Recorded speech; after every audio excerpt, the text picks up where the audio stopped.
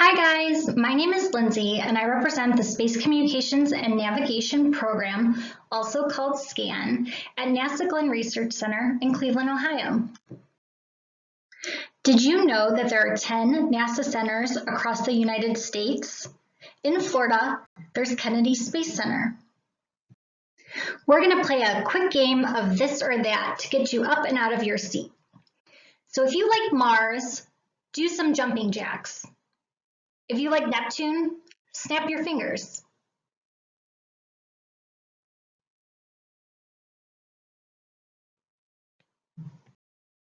If you would like to be an astronaut, reach for the sky. If you would rather stay on Earth, run in place.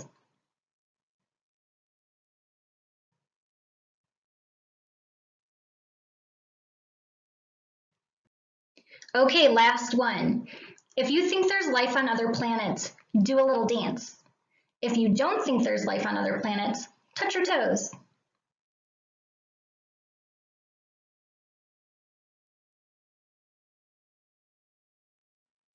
Now it's time to start the fun stuff, learning all about the International Space Station, Artemis, and what we do at NASA in the Space Communications and Navigation Program.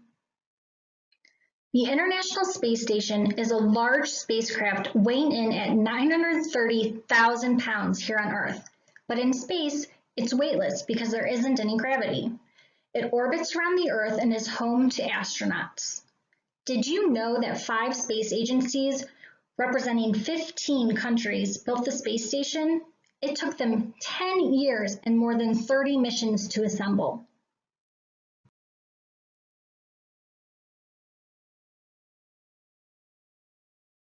The International Space Station is the third brightest object, so it is easy to spot when you look up. It looks like a fast-moving plane. Any guesses to how fast it goes? It actually goes 17,500 miles per hour. That's really fast. We only go about 60 or 70 miles per hour on the highway. On a clear night, you might be able to see the International Space Station for about 2 minutes by looking up at the sky. If you go to spotthestation.nasa.gov, it will tell you which direction and at what time to look for the International Space Station. Currently, there is 1 American astronaut and 2 Russian cosmonauts on board the space station. A cosmonaut is a Russian astronaut. On October 31st, Halloween, NASA and SpaceX are scheduled to launch the Crew 1 mission with 4 astronauts to the International Space Station. The crew has 3 NASA astronauts and an astronaut from Japan. One of the perks of living on the space station is this beautiful bird's eye view of Earth. Astronauts aren't just floating around and goofing off all day. They have daily schedules planned down to the minute. Many experiments are done on the International Space Station, and sometimes astronauts are required to go on spacewalks where astronauts move around the outside of the space station out in space. Now we're going to watch a short video of an astronaut making a peanut butter and jelly sandwich on the International Space Station. Pay close attention how a PB&J is made in space and how it differs from how we make it here on Earth. Hello everyone, I'm going to show you how to make a peanut butter and jelly sandwich from the International Space Station. Every time we eat, it's kind of fun. Everything will float around if you don't manage it. So we have some tape to stick things on our table here, as well as a bunch of Velcro. All right, so the first thing we need for our sandwich is a piece of bread. Well, up here we don't have bread like you do on Earth, but we have tortillas. So we use tortillas a lot for sandwiches. So that's what I'm going to use for my peanut butter and jelly. I'm going to stick that down to some tape here so it doesn't go floating away while I'm getting everything else ready. So I'll get my peanut butter out, and even the lids on the peanut butter have a piece of Velcro on it so they don't go floating away. If I let it go, it'll kind of just float there for a little while, and then eventually the air conditioning system in here will take it away somewhere else. So I don't want to lose it, so I'm going to stick it on the table. I'll scoop out some peanut butter for my sandwich. I got to stick this somewhere, otherwise it just goes floating away too. But just for now, if it's just a few seconds like this, I can just leave it and let it float. I'll spread the peanut butter on my sandwich, into the tortilla. And then I'll get my jelly ready. See, a lot of things you got to think about and manage while you're eating up here. And you just spread the jelly on the sandwich.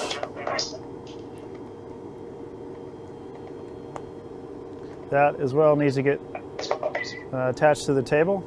So there's my peanut butter and jelly tortilla or sandwich. From up here, I'll just kind of close it up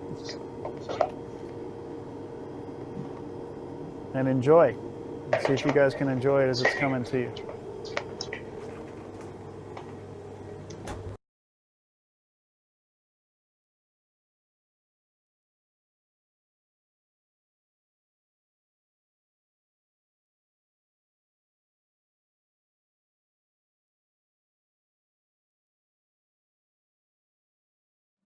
On Earth, we have non-living resources such as water, air, rocks, and soil, and they all can be sorted specifically based on their properties. What types of non-living resources do you think are in space or that we might find during our upcoming exploration to the Moon and Mars?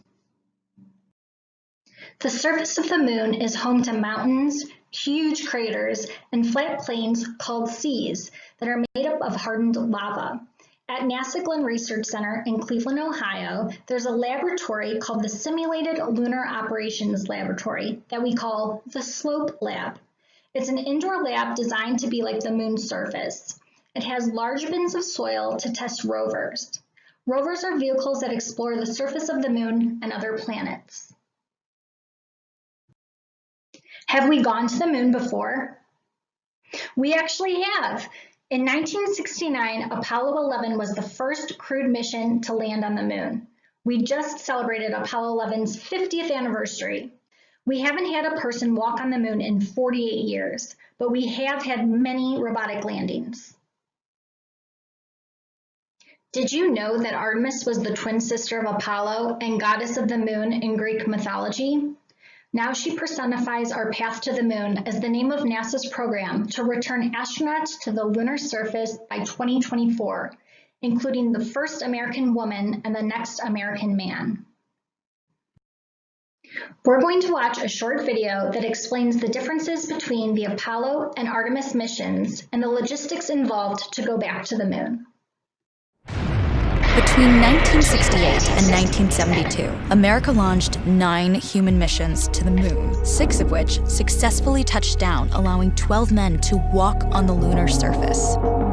NASA's next chapter of lunar exploration, called Artemis, has the task of not just going to the moon to create a long-term human presence on and around it, but also to prepare for ever more complex human missions to Mars. In short, everything we must be able to do here, we must first do here. So, what will an Artemis mission look like? Everything is designed and tested with our most important element in mind, the astronauts. This is their deep space, human-rated spacecraft called Orion, built in 3 parts. The crew module, where up to 4 astronauts will live and work throughout the flight. The service module, with life support systems for the crew and its own engine and fuel reserves. And a launch abort system, with engines capable of pulling the crew module to safety during launch should anything go wrong. To accomplish the task of launching our crew and heavy payloads, NASA is building the Space Launch System, comprising of a cargo hold, an exploration upper stage, a massive core stage, and 2 extended solid rocket boosters. Altogether, this is the world's most powerful rocket, and it exceeds the legendary Saturn V of the Apollo era in numerous ways. Sitting on the launch pad, the entire rocket, fully fueled, weighs just over 6 million pounds, 5.2 million of which is just the fuel.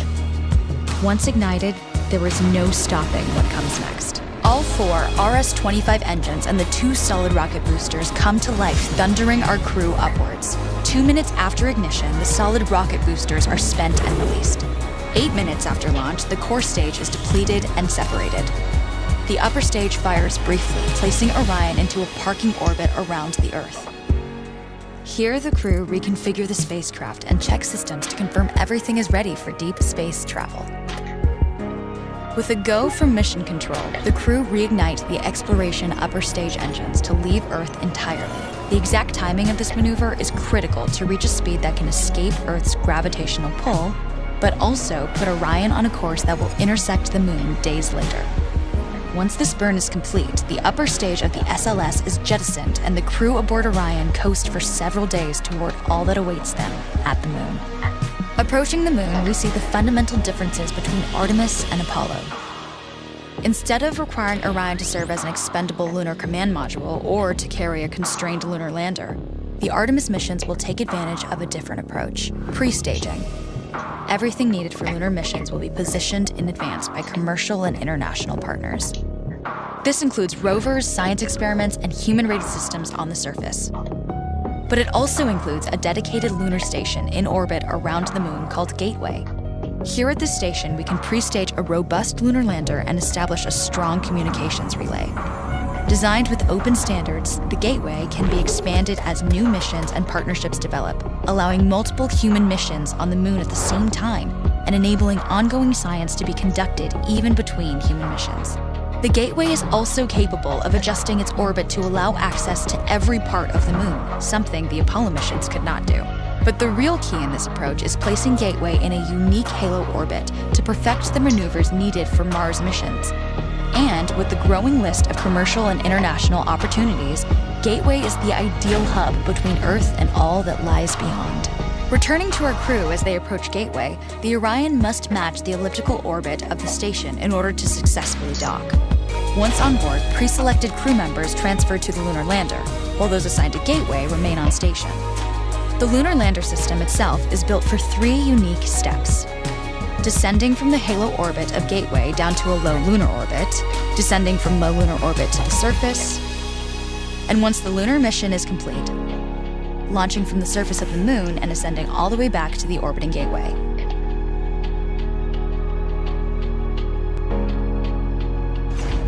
Once back aboard the Orion spacecraft and undocked from Gateway, the crew fire their engine once to break out of the halo orbit and once again to sling the spacecraft around the moon, placing it on a multi-day trajectory back towards Earth.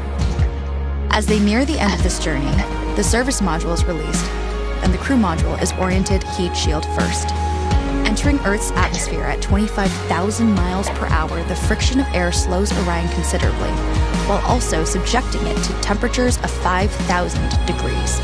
With the Orion now at just 300 miles per hour, a series of parachutes uniquely tested and produced for this moment deploy, decelerating the craft to just 20 miles per hour for splashdown. With each successful mission, Artemis ushers in the next wave of men and women to explore our moon and prove that together we are ready to go beyond.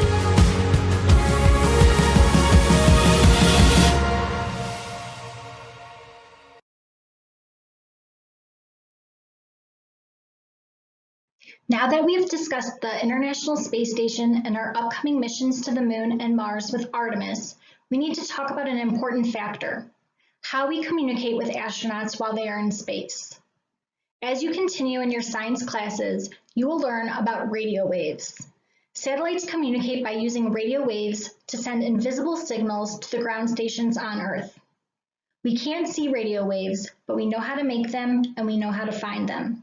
We also know how to make them carry messages. Radio waves are all around us. Many of the items in our homes function by radio waves. Computers, radios, walkie-talkies, cell phones, baby monitors, garage door openers, Wi-Fi, electronic car keys, and smart speakers all work by radio waves. We are excited to see what you aspire to do in the future. Who knows? You might want to work at NASA or go to the moon. And we hope to inspire your generation to reach for the stars and take the next giant leap, sending astronauts to Mars.